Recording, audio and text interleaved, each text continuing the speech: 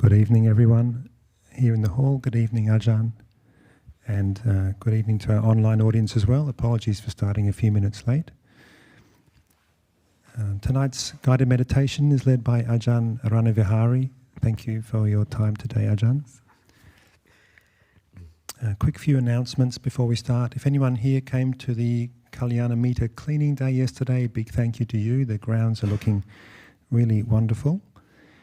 Just upcoming events, just to let you know for next, so there is a guided meditation again tomorrow night with our lay teacher, Sandeep, at 7:30. Next weekend, the Dhamma talk on Sunday, and the guided meditation next Monday will be given by Ajahn Nisarano. And then we're into getting close to Christmas time. There will be a special Christmas time, a Christmas holiday meditation retreat led by Ajahn Medito here at the BSV. That's going from Christmas Day, that's December the 25th, until Saturday, December the 30th, here in the hall. That's 9 a.m. to 3 p.m. I believe he's going to try to also offer that to our online audience. So watch this space or watch the newsletter or our website. Thank you. There is also a New Year's Eve celebration here on New Year's Eve, funnily enough, at 8:30 p.m. So if you're around and you're looking for something to do, you can join our celebrations here. Just also heads up that there'll be some disruptions to the teaching program, especially on the online program over this period, due to people taking breaks and holidays and so on. So on the Tuesday the 26th, on Boxing Day, there will be no guided meditation in the hall on that day. Possibly Christmas Day, no guided meditation online, but there will be here at the BSV. No broadcast also for Sunday the 31st, the Sunday Dhamma talk, or the guided meditation on Monday the 1st. The whole of the AV team is away at that time, so apologies to the online audience. I think that's all. Just the one more announcement is just a reminder that Monday to Thursday night at 7 p.m. you can join a guided nightly meditation sit on our online platform Discord. That goes for about half an hour if you want to just help develop your daily meditation practice. So just finally, if you're in the hall here, can you please make sure your phone is turned off or on silent. The format for tonight, if you're new, is that we will start off with a brief talk by Ajahn, then meditate until 8:30. At that time, we'll stop the meditation and you can ask any questions if you have them about meditation or your experience or anything to do with the practice. If you're here in the hall, just put your hand up, and if you're online, you can type it into our live chat. Thanks very much, Ajahn. Okay. All of you are welcome to the meditation session. So Monday meditation session. Now I will speak. I will give a brief introduction at the beginning, and then I will give a small guided meditation. So then the meditation session will continue until 8:30. After 8:30 you can ask questions. I will ring the bell 3 times for ending the meditation session at 8:30. So first I will give a brief introduction or the small talk regarding the meditation to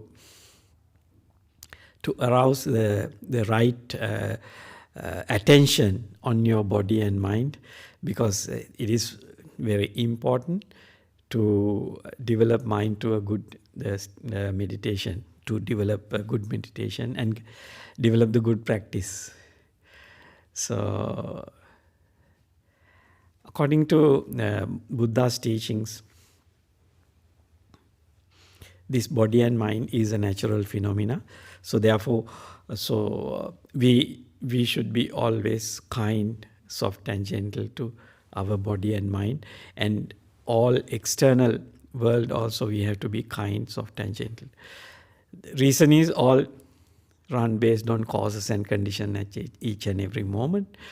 So sometimes when we are experiencing this world, things register in our mind. That means when we encounter each and every moment, our body and mind works. When our mind works, when our eye, ear, nose, tongue, body, mind contact objects, feelings, perceptions, volitions arise. So these things automatically register in our mind. So then thinking always going on in our day-to-day life.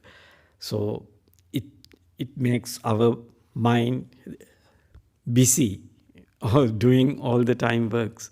So and then the bodily work, the verbal actions, bodily actions also come behind this mental actions. So our choices and depending on our wishes. So when we are practicing meditation, we are practicing meditation for give rest to our body and mind. Stop all doings. Let go all thoughts. We stop thinking and give a peaceful time to our body and mind. Especially when we sit for meditation, our body is not going to do anything and we are not going to speak anything. But sometimes mind start thinking. So we are not supposed to thinking when we are practicing meditation. We inspire our mind to watch one, give attention to one object and let go all others. Let all other things fade away and disappear. So therefore we have to, we should keep in mind, we are not going to get anything, but we will have, when we are practicing meditation, we may have a peaceful time if we train our mind to do the right thing.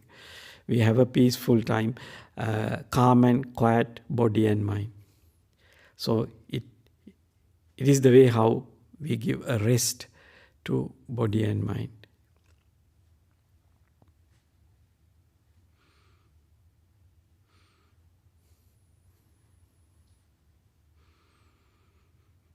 So we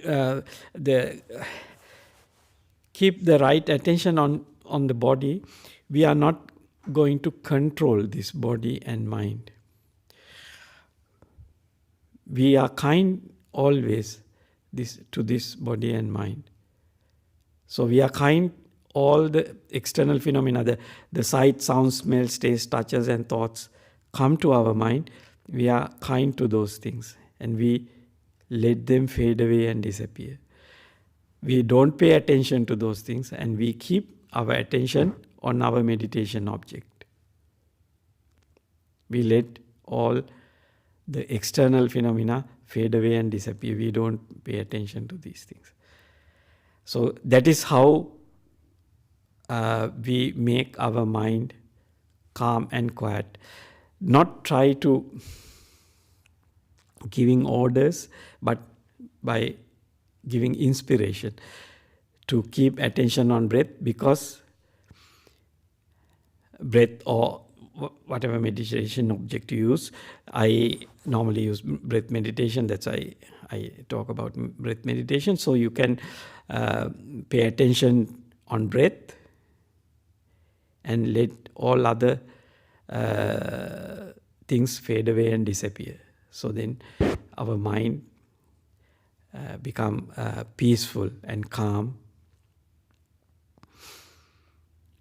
and you may have a peaceful time.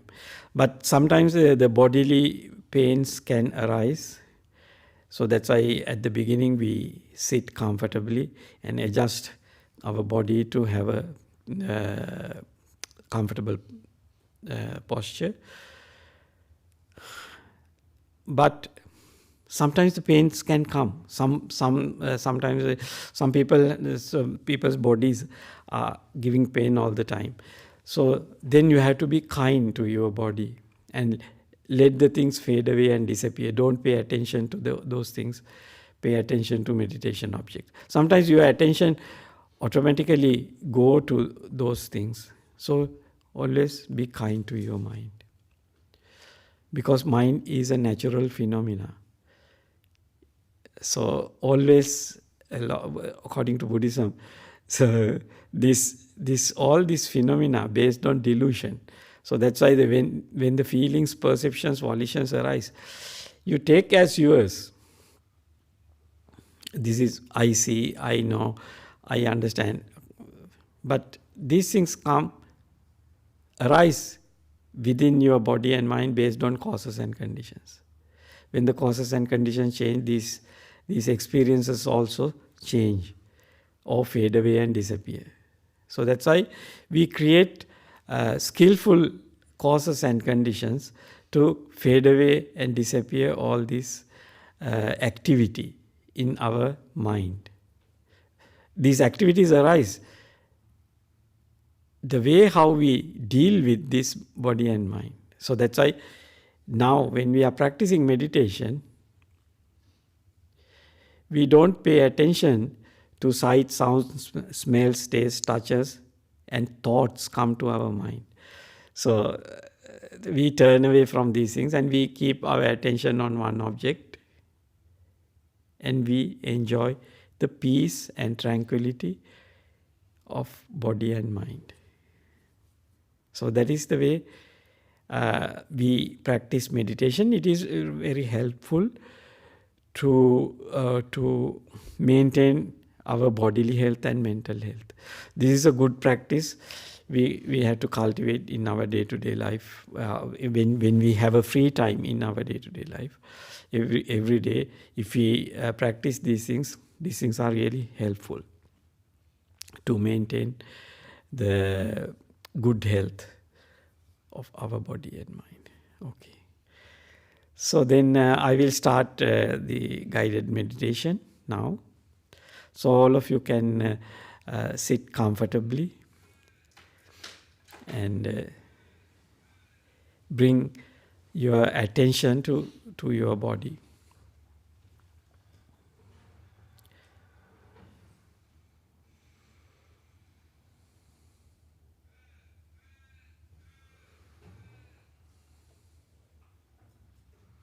Stop all thinking. Don't give a value to the thinking mind. So inspire yourself to stop thinking at this time period. Just keep attention on the meditation object, or at the beginning, keep attention on your body and make your body comfortable. So adjust your posture and make your body comfortable. And let the body settle down.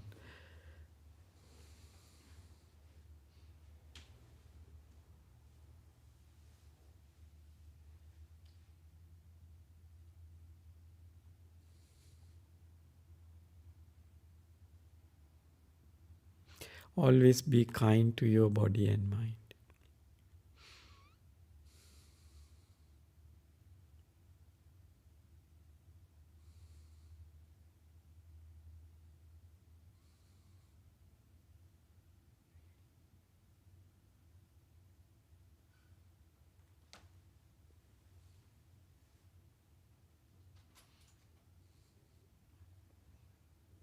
Relax all your body muscles. You can scan from toe to head to toe by your mind. So pay attention to your body and scan the body and relax all body muscles. It is helpful to sit 45 minutes or a little bit more.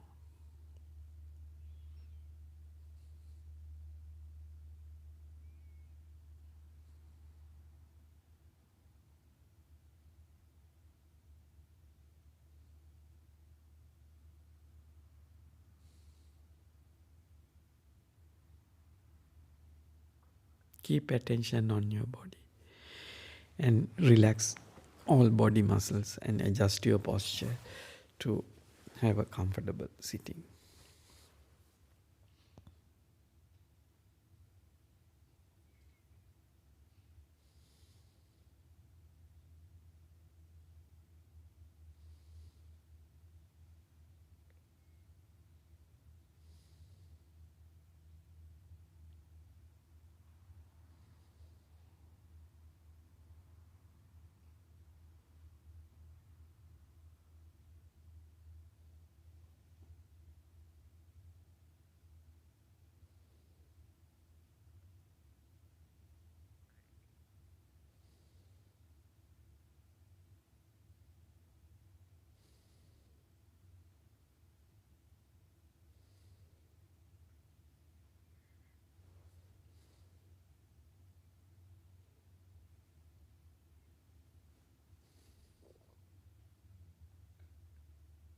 Keep your mind silent and still, and keep attention on body.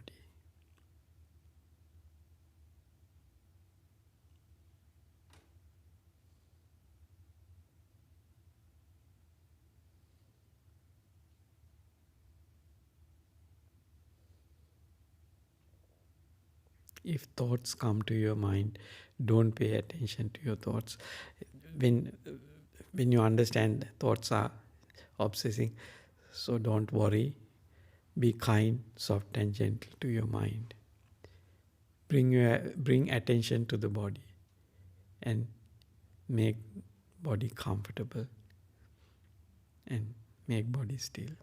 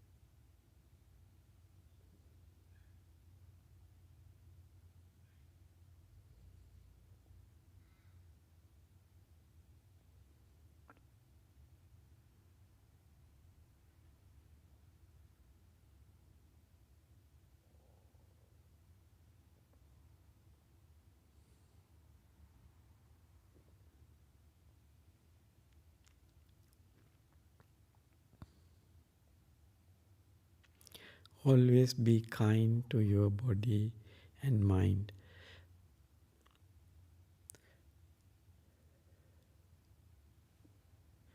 Whatever distraction happen within your body and mind, don't get upset. Be kind. Let the things be. Let the things fade away and disappear. Focus your attention to the meditation object. If you can see the breath is going in and out, focus your attention to the breath.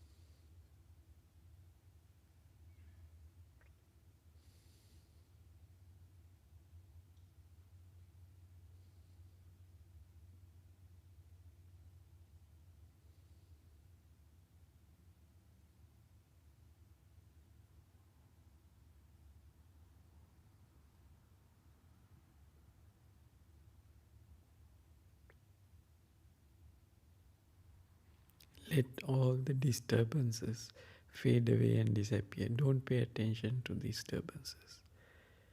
Just bring your attention to the meditation object, breath.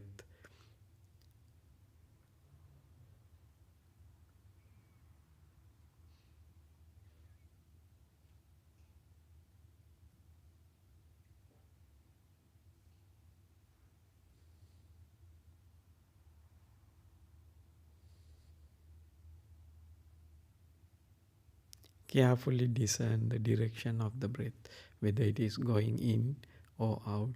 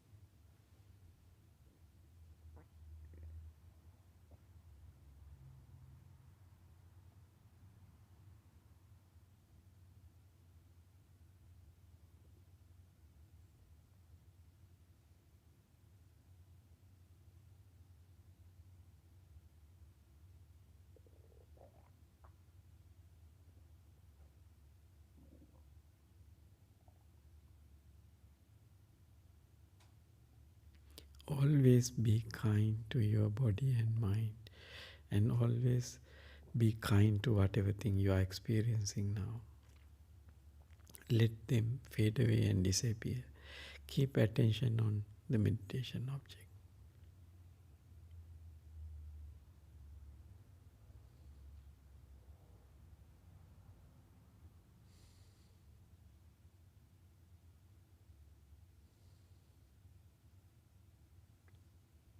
Enjoy the silent stillness you are experiencing now.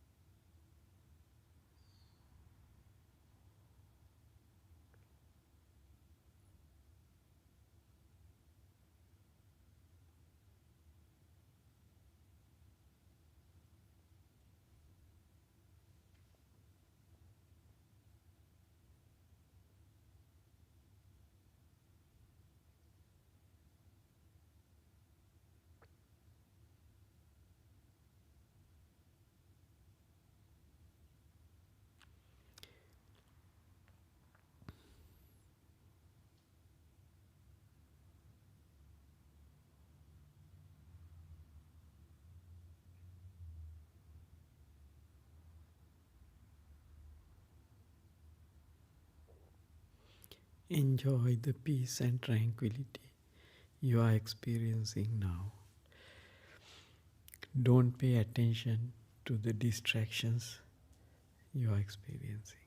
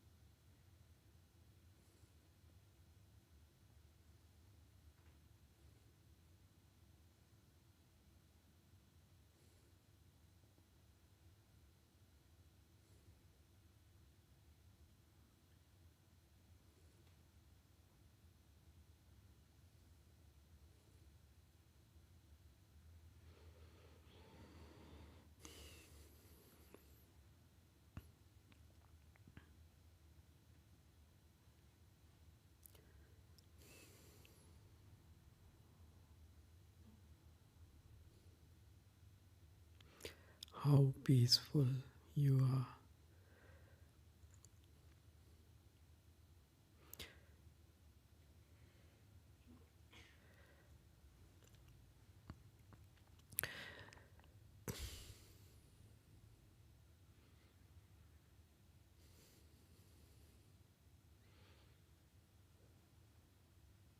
How this peacefulness come to us, and what we did and what we stopped doing at the beginning.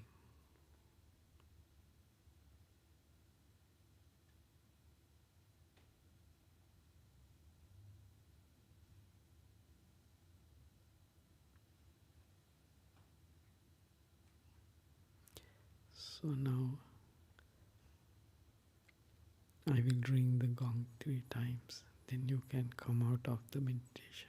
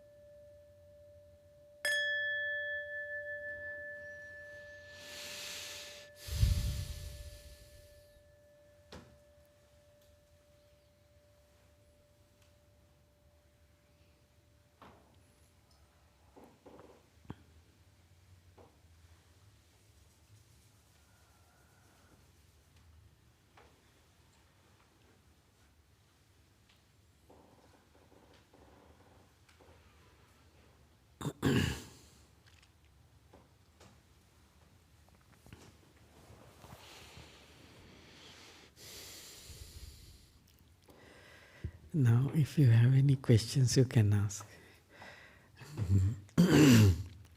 Thank you, Ajahn.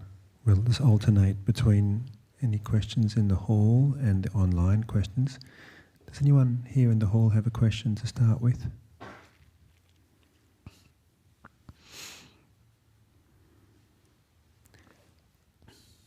So we'll just start with one of the online questions, Ajahn. Okay. This relates to something someone read in the Visuddhimagga. The question is, could you please let us know about the different personality types and the meditation methods they should use based on those? Yeah, the differentiating personalities actually come in later the Buddhism. Early Buddhism, actually, Lord Buddha never differentiate. Lord Buddha say how to understand this life at the beginning. That's why in Noble Eightfold Path, the first factor is the right view. When you develop the right view, it change your way of dealing things. First 5 factors actually develop your mind to a different level. That means your practices, your day-to-day life change when you are practicing the first 5 factors of Noble Eightfold Path. So this is day-to-day life. So when we sit for the meditation, you are motivated to let go things. So then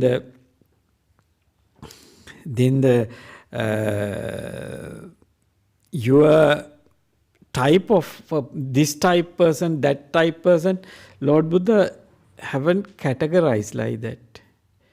But later Buddhism say like that. I know the Visuddhimagga, they talk about this kind of characters to do like this kind of.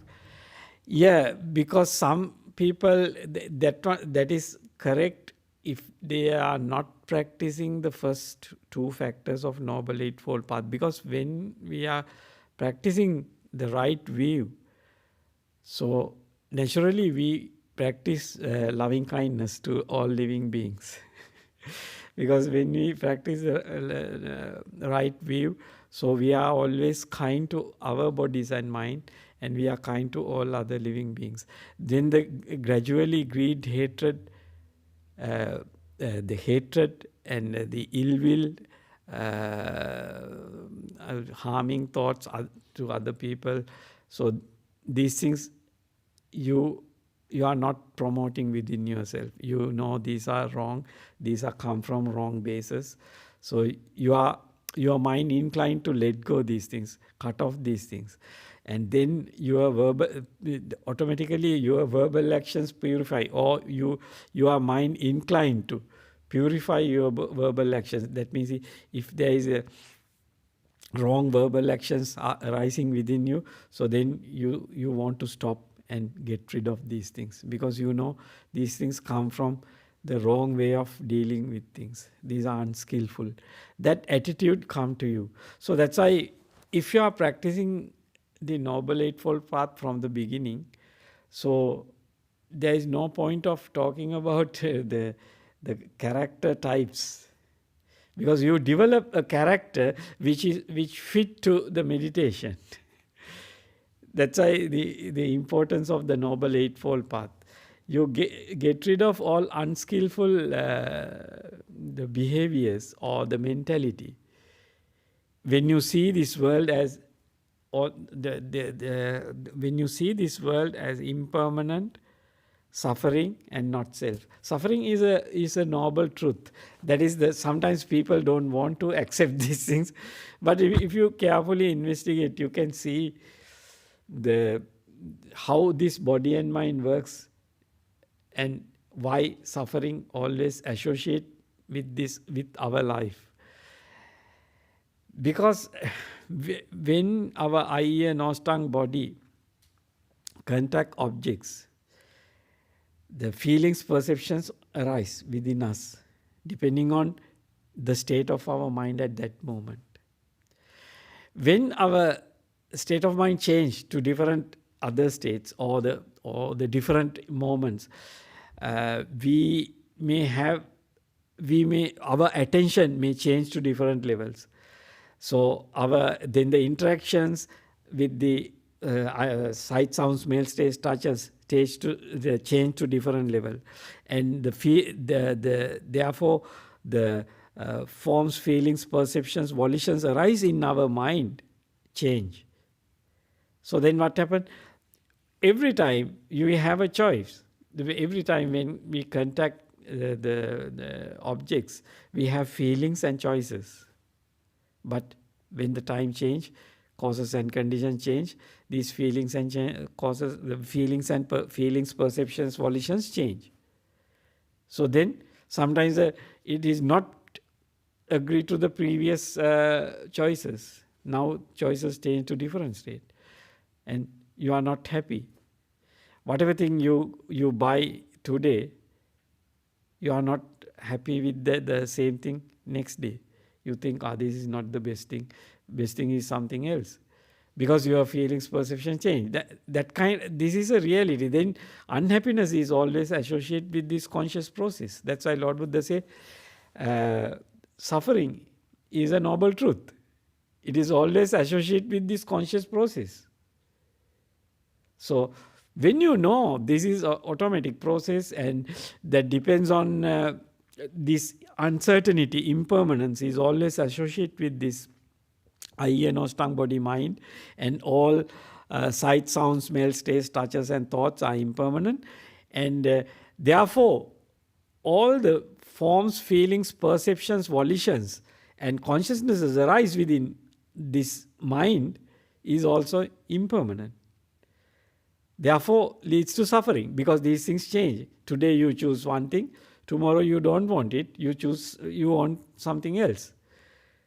So this uncertainty or impermanence is always associated with this conscious system. So then you know this is the way how it works. It is not my fault, or it is not other people's fault. So it is a part of this consciousness. So therefore, when these feelings, perceptions, volitions arise within us, we are always kind, soft, and gentle. We don't take too strongly, but we use in our day-to-day life, because when we are living in this life, so we have to use these the feelings, perceptions, volitions, whatever thing arise within us. But we know these things can change at any time. We don't take very hardly. We keep the mind soft and gentle. So that's why then we cultivate. We know the other people also have the similar thing. So their bodies and minds also work in the same way. So therefore, we are kind to other people's verbal actions and bodily actions, and the way how they think and how they take things. Because these things are not permanent within any body and mind. So these things are changing. So we accept the impermanence and not self. That's why Lord Buddha say you can't take these things as I, me, myself, because things arise based on causes and conditions and each and every moment. So therefore, you kind to your body and mind, then you are kind to other living beings. Then you are ready to let go things. You know this, when we engage in this world through our eye, nose, tongue, body and mind, suffering is always associated with this one, this process. So we get inspired to turn away from these contacts, because the contact create the feelings and perceptions, volitions. Eye, ear, nose, tongue, body, mind contact to the external world, sight, sound, smells, taste, touches and thoughts create the feelings, perceptions, volitions and consciousnesses. The consciousness is beginning, the feelings, perceptions, volitions arise when contact happens. But all these things are impermanent. The perception of volitions means the choices. So you are choosing things, but things change, then your choices change, leads to suffering. So this is a reality related to all bodies and minds. It is not some fault in one person. So when you understand in this way, you're ready to let go things. You are not going to strongly attach to any object. You are ready to release your mind from any form, feeling, perception or volition.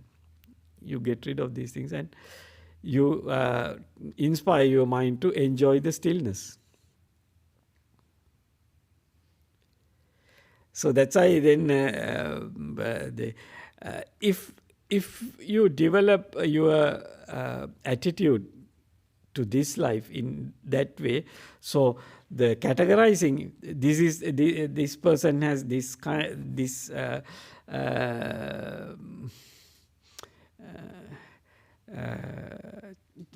how do you say, characters. Oh yeah. Charita, that word come to my mind is in single. So this different kind of characters. So because Lord Buddha say there is no fixed personality here. So then how do you categorize to characters, differentiate to characters, people? So the important thing is once you inspire to practice the path from the beginning, so the characters automatically change to the good characters. So they develop in the right way, then get rid of all unskillful verbal actions and bodily actions. Their characters become good. That's how I want to say, because that is the way once you read Tipitaka, especially Sutta Pitaka, describe these things in this way. Thank you, Ajahn. Are there any questions here in the hall?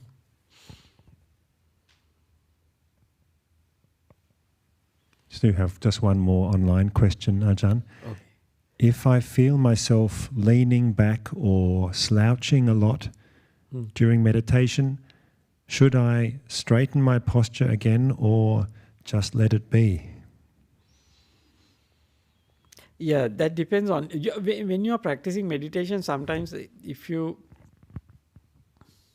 little bit slant to front or the back, it is okay if it is not giving a pain after some time, because it become a distraction. So that's why sometimes, most of the time the teachers say if you are okay with leaning against the backrest and it is comfortable and it is good at the beginning, it is okay. But some people fall into sleep when they lean against the backrest. So then it is not much supportive. Then you have to keep your body straight. So it is helpful. But some people, actually most people I think know how to develop mindfulness and keep at the early stages. When you're mindful, getting powerful, so that kind of sloth and torpor never come, because your attention to the meditation object is powerful, and mindfulness is powerful, so you are not falling into sleep. So that's why then the body posture is good, because it is lean against, and no need to worry about the body. But when the when the mindfulness is powerful and the meditation is progressing well, body naturally becomes straight. That is also a truth.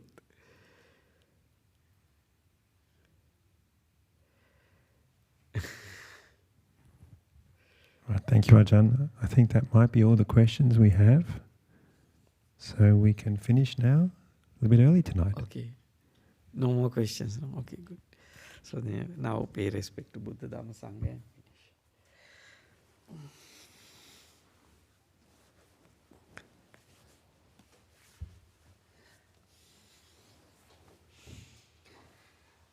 Arahang Samma Sambuddho Bhagava Buddhang Bhagavantang Abhimadhi